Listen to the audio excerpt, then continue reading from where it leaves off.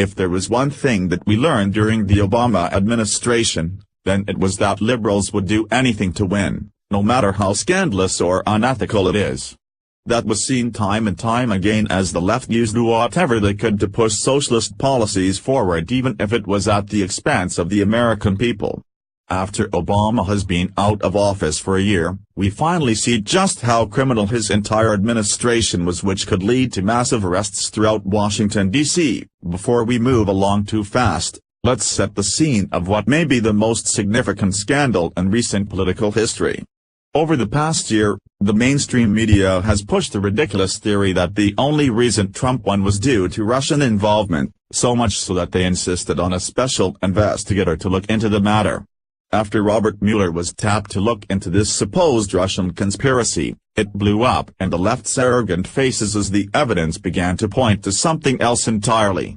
As it turned out, the fake Russian collusion narrative pointed right back to Hillary Clinton. Senator John McCain broke federal law to work with the foreign government to overthrow the president, and 2 FBI agents were caught leaking information throughout the presidential election to create as much chaos as possible.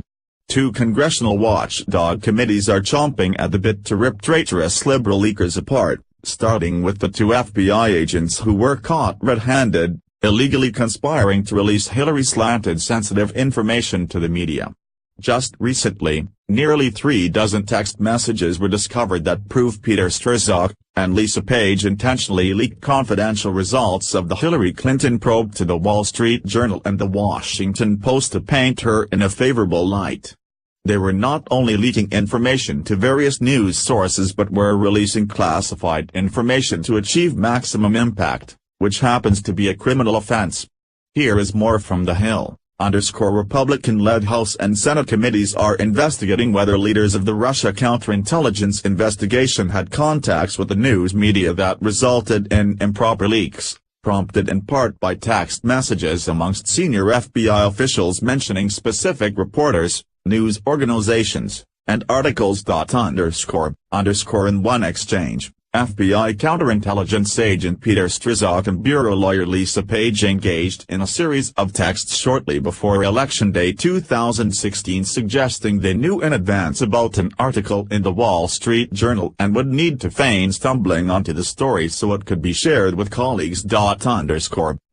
Article is out, but hidden behind paywall so can't read it. Page texted Strzok on October 24, 2016.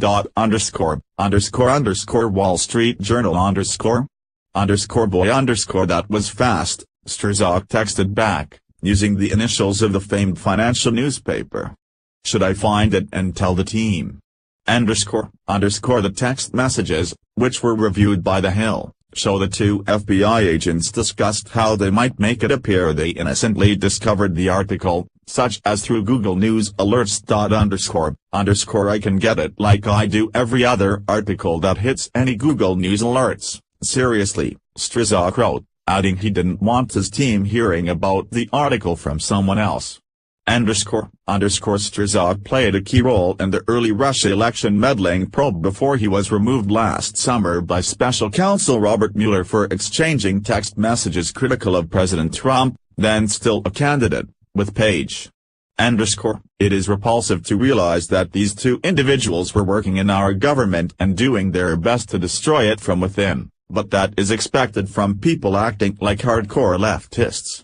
At any rate, to understand just how bad this Judicial Watch Director of Investigations Chris Farrell appeared on Lou Dobbs Tonight on the Fox Business Channel to explain, and what he said was chilling.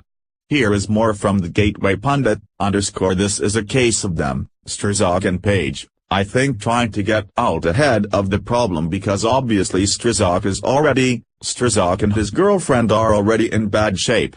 But the text messages today show that they were synchronizing. They were first of all leaking, but then they were synchronizing their story to both the Wall Street Journal, New York Times and perhaps others, and that is a level of Investigative misconduct and abusive process that is off the charts. Sean Hannity on Fox News followed up last night that it is now evident that the U.S. is facing unprecedented criminalization involving one of the largest abuses of power in U.S. history due to the leaks and criminal abuses coming out of Obama's deep state and corrupt DOJ and FBI.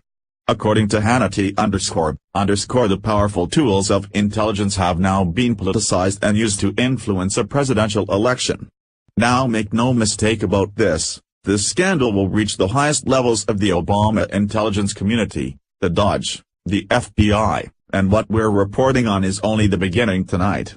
Under the Obama administration, the former traitor-in-chief weaponized the FBI, NSA, and the IRS to work against the left's political opponents to destroy them and thought they could get away with it, but they were wrong.